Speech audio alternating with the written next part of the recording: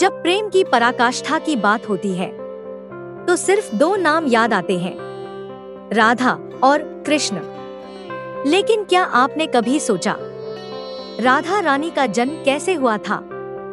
क्या वो वास्तव में धरती पर जन्मी थी या कोई अलौकिक चमत्कार थी? नमस्ते, मैं दिव्य लोक कथा से बोल रही हूँ। आज हम जानेंगे एक अद्भुत और रहस्यमयी सत्य। ये कथा सिर्फ कहानी नहीं बल्कि आस्था, शक्ति और ज्ञान का प्रतीक है। अंत तक जुड़े रहिए, क्योंकि ऐसा रहस्य आपने पहले कभी नहीं सुना होगा। अगर आप भी सनातन धर्म की गहराई में डूबना चाहते हैं तो हमारे चैनल दिव्य लोक कथा को अभी सब्सक्राइब कीजिए। हर दिन एक नई कथा, एक नया रहस्य सिर्फ आपके लिए। आज की इस दिव्यलोक कथा में जानिए राधा अष्टमी का रहस्य, राधा रानी के चमत्कारी प्रकट होने की कथा और उनके कृष्ण से अद्भुत प्रेम की अमर गाथा। राधा रानी का जन्म भाद्रपद शुक्ल पक्ष की अष्टमी तिथि को हुआ था, जिसे हम आज राधा अष्टमी के नाम से जानते हैं।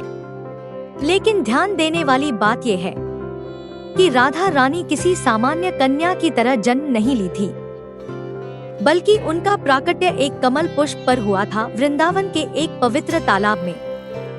वृषभानु जी जब एक दिन यमुना किनारे जल लेने गए तो उन्होंने एक तेजस्वी कन्या को कमल पर बैठे देखा। उस कन्या के मुख पर ऐसी आभा थी जैसे स्वयं महालक्ष्मी अवतरित हुई हो। वृषभानु जी उस कन्या को अपने घर ले आए, लेकिन चमत्कार यह था कि वो कन्या अपनी आंखें नहीं खोल रही थी।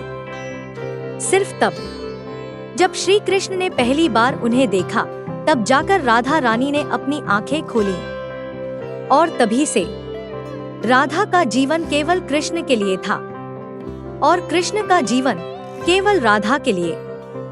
शास्त्रों में कहा गया है, राधा बिना कृष्ण अधूरे हैं और कृष्ण बिना राधा नाम अधूरा। राधा और कृष्ण का प्रेम कोई सांसारिक प्रेम नहीं था, बल्कि वो था आत्मिक मिलन, जहाँ देह का कोई अर्थ नहीं, सिर्फ भावना और भक्ति सर्वोपरि थी। राधा और कृष्ण एक ही आत्मा के दो रूप हैं। जहाँ कृष्ण पूर्ण पुरुष है, वहीं राधा उनकी शक्ति रूपिणी है। उनका प्रेम प्रश्नों से परे और परिभाषाओं से परे है। आज भी जब हम राधा कृष्ण का नाम लेते हैं तो पहले राधा का नाम आता है, क्योंकि कृष्ण स्वयं कहते हैं, जहाँ राधा नहीं वहाँ मैं नहीं। राधा अष्टमी पर भक्त उपवास रखते हैं और वृषभानु कुंड या बरसाना धाम में जाकर राधा रानी की विशेष पूजा करते हैं। इस दिन राधा रानी को गुलाब, कमल और केसर युक्त प्रसाद अर्पित किया जाता है और सबसे जरूरी, मन में सच्ची भक्ति और प्रेम लेकर पूजा की जाती है। राधा अष्टमी का संदेश है, अगर तुम प्रेम में सच्चे हो तो ईश्वर खुद तुम्हारे समीप आ जाएंगे।